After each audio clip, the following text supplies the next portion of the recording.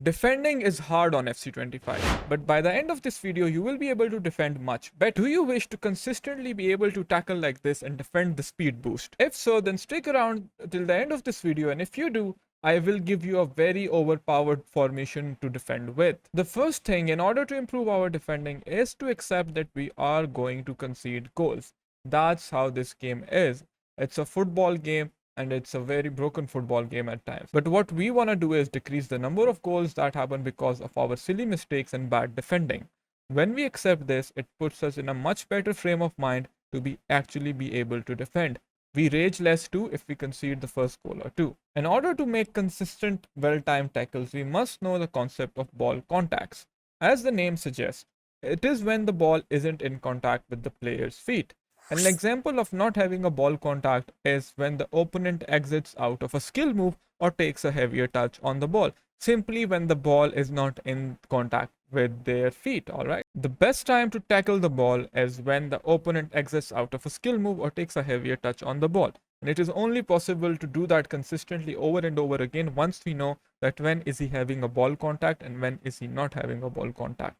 When the ball is closer to his feet, if he is doing left stick dribbling without holding the R2 button, or he is in between a skill move, that means he is having a ball contact. It is when he is not having a ball contact that we will be able to actually make a good tackle. This takes us back to the most important defensive concept, that is defensive positioning. Positioning is the most important part of defending. Wait a second. Do you know what's even more important? It is playing out of the back. We know passing is really hard on FC25, and most of you are simply conceding a lot of goals because you lose the ball in a silly manner when playing out of the back. Here are a few examples of playing the ball out of the back. As you can see, we are taking our time, choosing the correct passing option. If it's a lob pass or a switch of play, we are going to focus on the radar. The radar is very crucial. Most of you do not use it in the build-up. Look at the radar and see which players are being marked by the opponent. Where then you choose an empty player to pass the ball towards. Always pass the ball in the direction you are facing, even if it means you have to pass the ball back to the goalkeeper. The moment the frequency of losing the ball in our own half comes down, we will start conceding less goals. It is as simple as that. Now, remember the concept of defensive positioning that I talked about? Like I said, it is a very important part of defense. The way FC25 is, it wants us to be passive in defense, hence we are in 5 at the back meta. But still, there are a lot of other factors to consider when defending. The L1 speed boost is the first thing to look out for. Always take a step back and bait the attacker towards you, rather than taking the first step towards him. Once you are sure of his intentions, that is when you actually end up challenging the ball. But remember, the best time to tackle is, like I've been saying, when he is not having a ball contact. In this example, we are waiting, using the R1 second man press to apply some pressure on the opponent.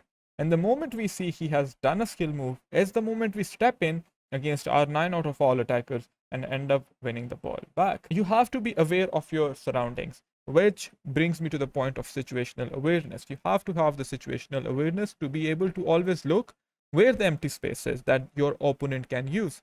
Then defend that space. Once that space is covered, try to focus on winning the ball back. However, remember to defend in numbers. The less 1v1 instances you get into, the less goals you will concede.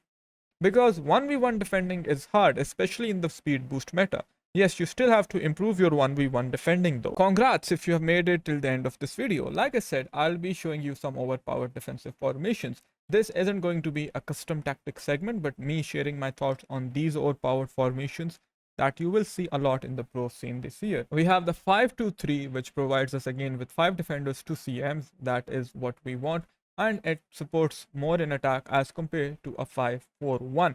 If you're struggling to defend, if you want to defend that speed boost, you want more numbers behind the ball, I'm sorry, but you have to try this formation out, especially if you struggle to attack in the 5-4-1. 5-4-1 is good, but some people struggle to defend in the 5-4-1. And in my opinion, this formation is the 4-3-2-1 from FC24, okay? I'm not saying it will play like a 4-3-2-1, but in terms of popularity in the pro scene, you will see this formation a lot. And this deserves a dedicated video. But guys, if you want to attack as well as be able to defend, then the 5-2-1-2 is the best 5 at the back formation. The other 5 at the back formations do not provide the balance which this formation provides. It gives you enough numbers in attack, enough width, and enough numbers in the midfield. It's a complete package. Then we have the most defensive formation in the game. You cannot beat it. It is the 5-4-1 formation, and it is the best formation to hang on to your leads in the last 10 to 15 minutes of the game. However, you will see a lot of pro players playing this formation from minute 0 as well. Now that we have learned about defending, check this video out here to master attacking.